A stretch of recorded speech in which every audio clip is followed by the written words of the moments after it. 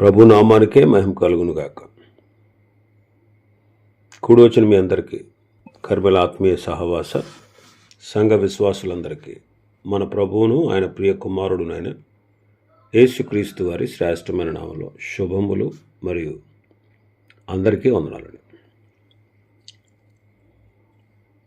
ఇర్మియా గ్రంథం 49వ అధ్యాయాన్ని మనం ధ్యానం చేసుకుందాం.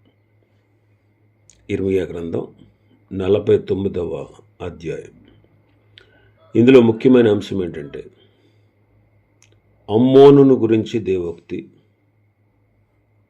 ఎదోమును గూర్చి దేవోక్తి, దమస్కును గూర్చి దేవోక్తి, ఏలామును గూర్చి దేవోక్తి. అమ్మోను, ఎదోము, దమస్కు, ఏలాము, వీటిని గూర్చి ప్రభు పలికినటువంటి దేవోక్తి మనం చూడవచ్చు. మొదటి వచనం, అమ్మోనీయులను గూర్చి యెహోవా ఇలాగు సెలవిచ్చుచున్నాడు, ఇశ్రాయేలునకు కుమారులు లేరా?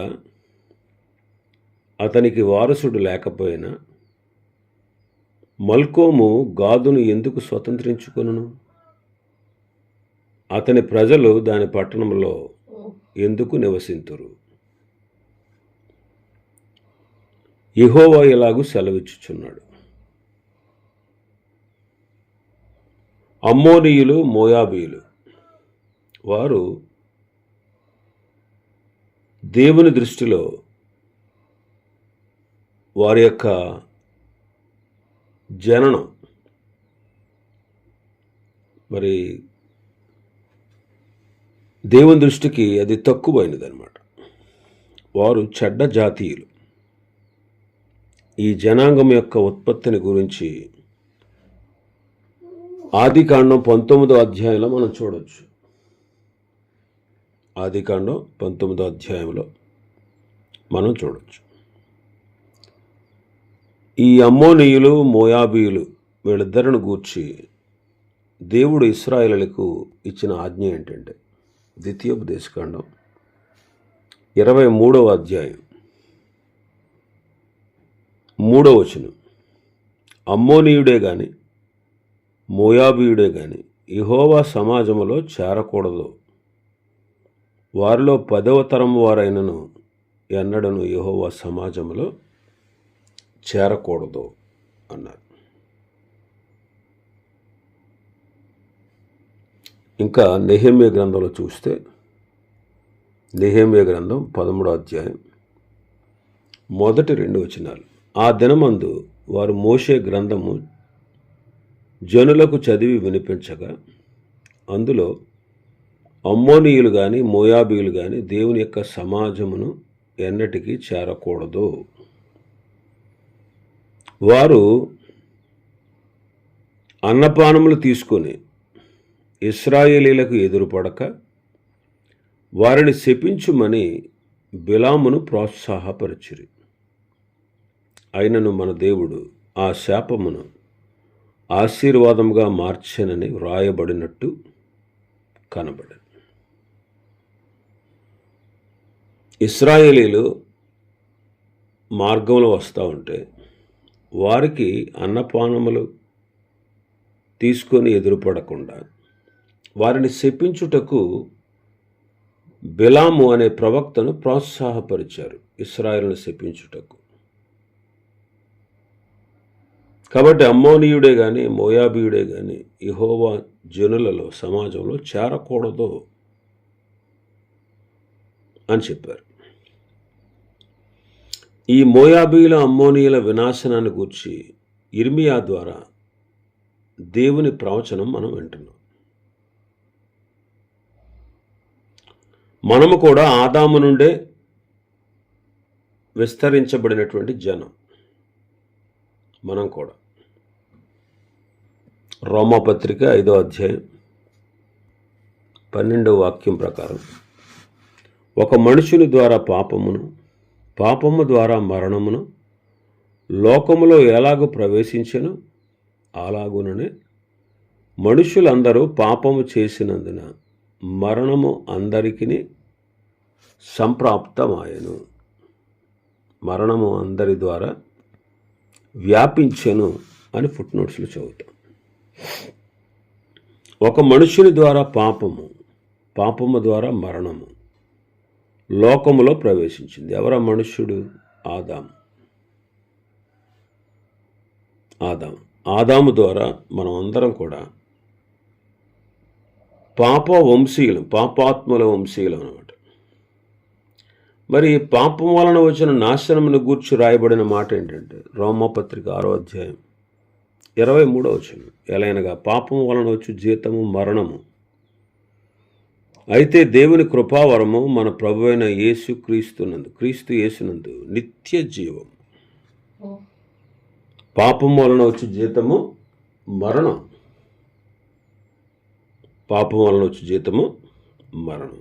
మరణం అంటే దేవుని నుంచి వేరగుట, ఆత్మీయ మరణం.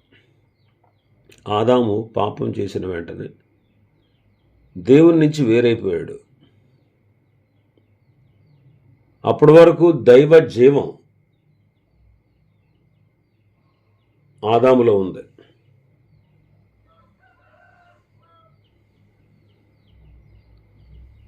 నరుడు జీవంతో ఉండేవాడు, అంటే దేవునితో కనెక్ట్ అయి ఉండేవాడు. ఎప్పుడైతే పాపం చేశాడో దేవుని నుంచి వేరైపోయాడు. అది ఆత్మీయ మరణం, భౌతిక మరణం. దీన్నే మొదటి మరణం అంటారు. తర్వాత రెండవ మరణం ఉంది, అగ్ని గంధకాలతో మండుగుండం. కాబట్టి ఆదాము వంశీయులందరూ భూప్రజలు అన్నమాట. సకల వంశముల వారు, సకల జాతి వారు, సకల దేశముల వారు, భూమి అంతటా విస్తరించి ఉన్న వాళ్ళందరూ కూడా ఆదాము వంశీయులే. అందులో మోయాబీయులు ఉన్నారు, అమ్మోనీయులు ఉన్నారు. వారు శాపగ్రస్తులు. మరి మనమందరం కూడా మరణగ్రస్తులు, అవిశ్వాస స్థితిలో ఉన్నాం. అయితే ప్రభువైన యేసుక్రీస్తునందు దేవుడు మరణం అనేటువంటి వినాశనము నుండి మనల్ని తప్పించారు. మరణం అనే వినాశనం నుండి దేవుడు తన కుమారుడైన యేసుక్రీస్తునందు తప్పించారు.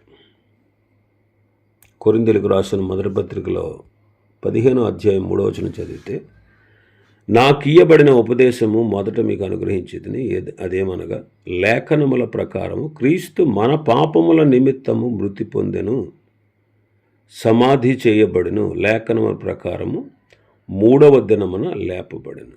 నాకియ్యబడిన ఉపదేశం ఏంటంటే, లేఖనముల ప్రకారము క్రీస్తు మన పాపముల నిమిత్తము మృతి పొందెను, సమాధి చేయబడెను, లేపబడెను, 3వ దినాన తిరిగి లేపబడెను. కాబట్టి మానవుల పాప ఫలితమై మానవుని కొరకు ప్రభువైన యేసుక్రీస్తు వారు శరీరధారిగా వచ్చి, ఆత్మస్వరూపైన ఆయన, శరీరము లేని ఆకారము లేని ఆయన మానవ శరీర ఆకారంతో ఈ లోకానికి వచ్చి మానవుల పాప ఫలితమై మరణించి, చనిపోయి, సమాధి చేయబడి తిరిగి లేచారు. ఎవరు ఈ సత్యాన్ని అంగీకరిస్తారో, ఎవరు మారు మనసు పొంది, వాక్యాన్ని విని మారు మనసు పొంది, యేసుక్రీస్తు యొక్క మరణం నా కొరకే, ఆయన సమాధి నా కొరకే, ఆయన పునరుత్థానం నా కొరకే అని ఎవరైతే ఈ సత్యాన్ని అంగీకరిస్తారో వారికి మరణం అనే వినాశనం లేదు. వారు మరణములో నుండి జీవంలోనికి దాటిపోతారు. ఎప్పుడైతే ప్రభువైన యేసుక్రీస్తునందు విశ్వాసం ఉంచుతామో దేవునితో మళ్ళీ తిరిగి జీవాన్ని పొందుకుంటాం. అందుకే మన ప్రభువైన క్రీస్తు యేసునందు నిత్య జీవము, దేవుని కృపావరము మన ప్రభువైన యేసుక్రీస్తునందు నిత్య జీవము అంటారు. అంటే దేవునితో తిరిగి ఆ సంబంధం ఏర్పడుట. రెండవది భౌతిక మరణం నిద్రగా మారుట. రెండవ మరణమైనటువంటి అగ్ని గంధకాలతో మండు గుండం నుంచి తప్పించబడి నిత్యత్వంలో ప్రవేశించుట. ఇది యేసుక్రీస్తు ద్వారా దేవుడు ఏర్పాటు చేసిన మార్గం. కాబట్టి దేవుని కృపావరం ఏంటంటే మన ప్రభువు అయిన క్రీస్తు యేసునందు నిత్య జీవాన్ని దేవుడు మనకిచ్చాడు. మరి క్రీస్తునందు విశ్వాసం ఉంచారా? రక్షణ పొందారా? మరి చూడండి, మోయాబీయులు, అమ్మోనీయులు దేవుని సమాజంలో చేరకూడదు. అయినా సరే దేవుడు ప్రేమించి ప్రతి ఒక్కరిని ప్రేమిస్తున్నాడు. ప్రతి ఒక్కరిని ప్రేమిస్తున్నాడు. ప్రేమించి తన నిత్య రక్షణకు వారిని పాత్రులుగా చేస్తున్నాడు. అందుకే చూడండి, మరి మోయాబీయురాలైన రూతును ఆమె ప్రభువును ఆశ్రయించగా, నీ దేవుడే నా దేవుడు, నీ జనులే నా జనులు, నీవు ఉన్న చోట నేను ఉంటాను, నీవు మృతి పొందు చోటనే నేను మృతి పొందుతాను, మరణము తప్ప ఏది నిన్ను నన్ను వేరు చేయదని తీర్మానించుకున్న రూతును ప్రభు ఏర్పాటు చేసుకుని క్షమించి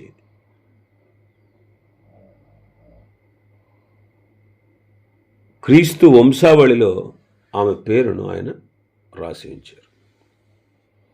ఎంత ఘోర పాపాత్ములైనా మన ప్రభు క్షమించి తమ బిడ్డలుగా అంగీకరిస్తాడు.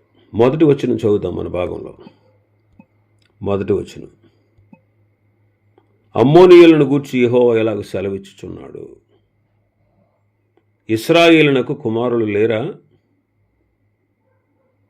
అతనికి వారసుడు లేకపోయినా మల్కోము గాదును ఎందుకు స్వతంత్రించుకొనును? అతని ప్రజలు దాని పట్టణములలో ఎందుకు నివసింతురు అంటున్నాడు. మల్కోము అనేది దేవత, గాదు అనేది అమ్మోనీయుల దేశంలో ఒక చిన్న భూభాగం.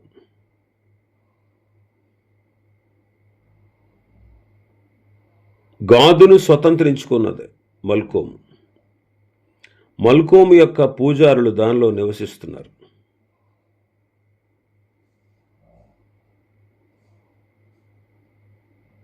కాబట్టి ప్రభు అడుగుతున్నాడు,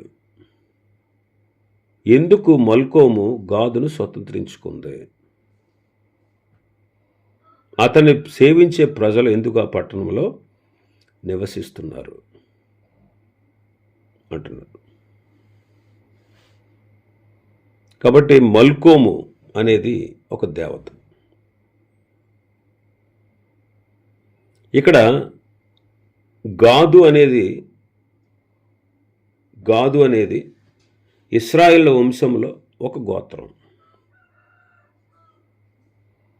గాదు అనేది ఇశ్రాయేలు వంశంలో ఒక గోత్రం. మరి ఇశ్రాయేలుకు వారసులు లేరా? మరి ఎందుకు మల్కోము అనేటువంటి దేవత గాదును స్వతంత్రించుకుంది? ఎందుకు దాన్ని పూజించేవారు అక్కడ ఉన్నారు అంటున్నాడు.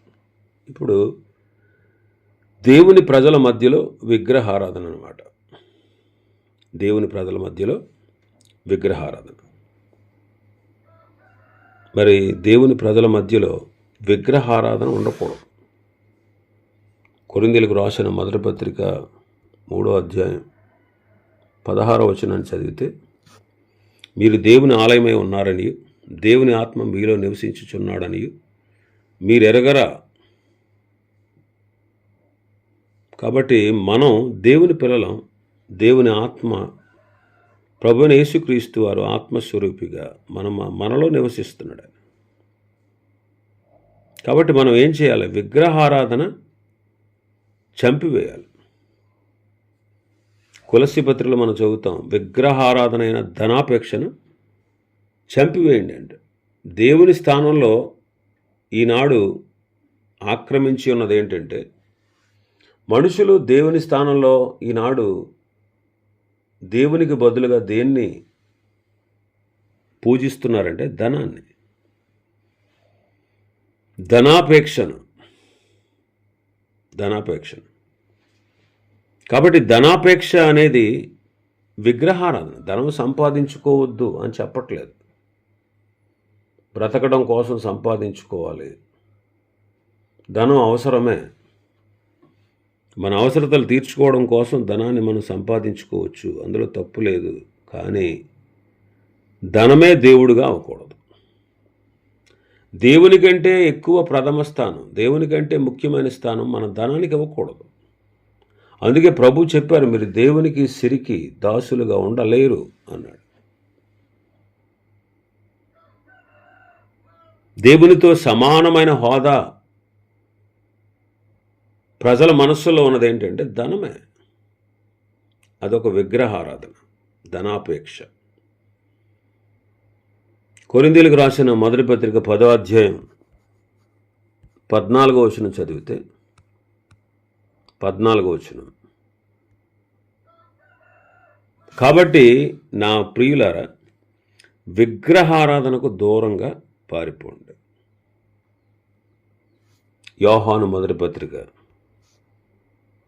5వ అధ్యాయం 21వ వచనం, చిన్న పిల్లలారా విగ్రహముల జోలికి పోకుండా జాగ్రత్తగా ఉండు.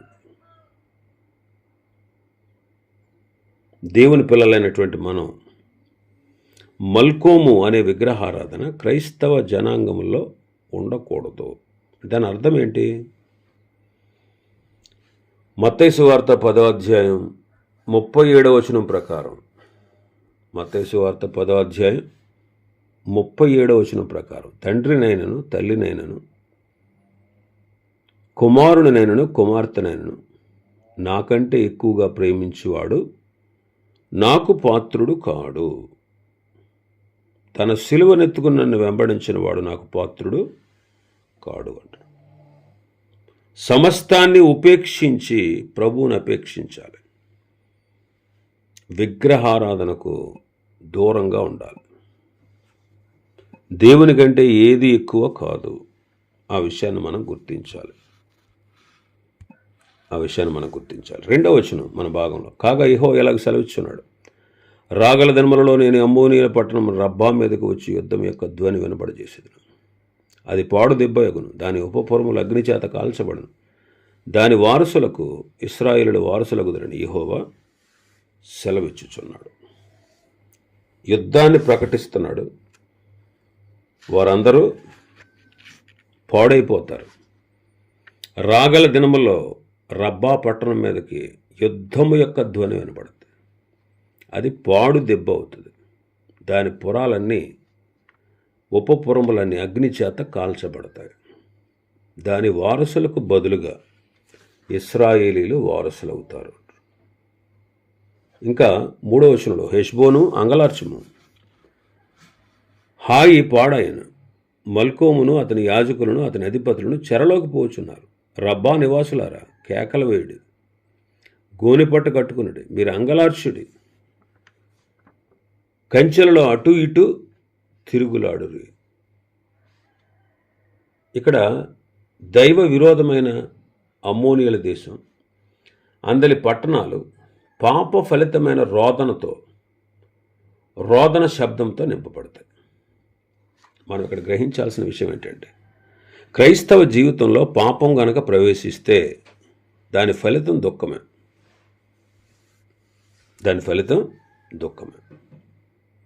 పాపం ప్రవేశించిందంటే దుఃఖమే. దావీదు ఎంతో నమ్మకస్తుడు. తాను బాల్యం నుంచి కూడా ఎంతో చక్కగా దేవుణ్ణి సేవించినవాడు. తాను రాజు అయిన తర్వాత ఎప్పుడైతే పాపం ప్రవేశించిందో, అతడు పాపం చేశాడో, అక్కడి నుంచి అతడికి మనశ్శాంతి లేదు, నెమ్మది లేదు, సంతోషం లేదు. తిరుగుబాట్లు ఎక్కువైపోయినాయి. దానికి గల కారణం పాప ఫలితం. ఇంకా మనం చూస్తే 4-5 వచనాలు, విశ్వాసఘాతకురాల, నా యొద్దకు ఎవడూ రాలేడని నీ ధనమునే ఆశ్రయముగా చేసుకున్నదాన, నీ లోయలో జలములు ప్రవహించుచున్నవని నీవేళ నీ లోయలను గూర్చి అతిశయించుచున్నావు. ప్రభువును సైన్యములకు అధిపతి యెహోవా ఇలాగూ సెలవిచ్చుచున్నాడు, నేను నీ చుట్టూనున్న వారందరి వలన నీకు భయం పుట్టిస్తున్నాను. మీ అందరూ శత్రువులకు ఎదురుగా తరమబడతారు. పారిపోవు వారిని సమకూర్చువాడు ఒకడు లేకపోవును. అటు తరువాత చెరలోనున్న అమ్మోనీయులను నేను రప్పించేదను. ఇదే యెహోవా వాక్కు. ఇక్కడ విశ్వాసఘాతకురాలు ధనమును ఆశ్రయముగా చేసుకున్నది. లోయలో జలములో ఆ లోయలను గూర్చి అతిశయించుచున్నది. అందువల్ల నేను నీ చుట్టూ ఉన్న వారందరూ నీకు భయం పుట్టిస్తాను. మీరందరూ శత్రువులకు ఎదురుగా తరంబడతారు, చెరలోనికి పోతారు. ఆ తర్వాత చెరలో నుండి అమ్మోనీయులు నేను రప్పిస్తానంటున్నాడు. చూడండి, అమ్మోనీయులు విశ్వాసఘాతకులు, తమ ధనమును ఆశ్రయించిన వారు, లోయలను గూర్చి అతిశయించేవారు. పౌలు గారు కూడా అంటారు, తిమోతికి రాసిన మొదటి పత్రిక 4వ అధ్యాయంలో చూస్తే అంత్య దినాల్లో ప్రజలు ఎలా ఉండబోతున్నారో అక్కడ రాశాడు ఆయన. కడవరి దినముల్లో కొందరు అబద్ధికుల వేషధారణ వల్ల మోసపరుచు ఆత్మల ఎందు దయ్యముల బోధ ఎందు లక్ష్యముంచి విశ్వాస భ్రష్టులవుతారని ఆత్మతేటగా చెబుతున్నాడు. వాళ్ళు వివాహాన్ని నిషేధిస్తారు, వాతవేయుడు మనస్సాక్షి కలిగి ఉంటారు. అబద్ధికులు సత్య విషయమై అనుభవ జ్ఞానం గల విశ్వాసులను కన్ఫ్యూజ్ చేస్తారు. కృతజ్ఞతాస్తుతులు చెల్లించి పుచ్చుకునే దాని నిమిత్తం కొన్నిటి ఆహార వస్తువులను, దేవుడు సృజించిన కొన్నిటిని తినడం మానాలంటారు. కాబట్టి ఇలాగా విశ్వాస భ్రష్టులు అన్నమాట. తిమోతి మొదటి పత్రిక 1వ అధ్యాయం 19వ వచనం చదివితే, అట్టి మనస్సాక్షిని కొందరు తోసివేసి విశ్వాస విషయమై ఓడ బద్దలైపోయిన వారి వలె చెడి ఉన్నారు అంటాడు. విశ్వాసం అనే ఓడ బద్దలైపోయిన వారి వలె. ఓడ బద్దలైపోతే ఏమవుద్ది? ఎంతో నష్టం కలుగుద్ది. కొంతమంది విశ్వాస విషయమై భ్రష్టులైపోతారు, విశ్వాసఘాతకులు అవుతారు. అందుకే హెబ్రీ పత్రిక గ్రంథకర్త అంటాడు 3:12లో, విశ్వాసము లేని దుష్ట హృదయం మీలో ఎవరి యందైనా ఉన్నదేమో, మొదటి నుండి మనకున్న దృఢ విశ్వాసం అంతకంతకు గట్టిగా చేపట్టాలి అంటాడు.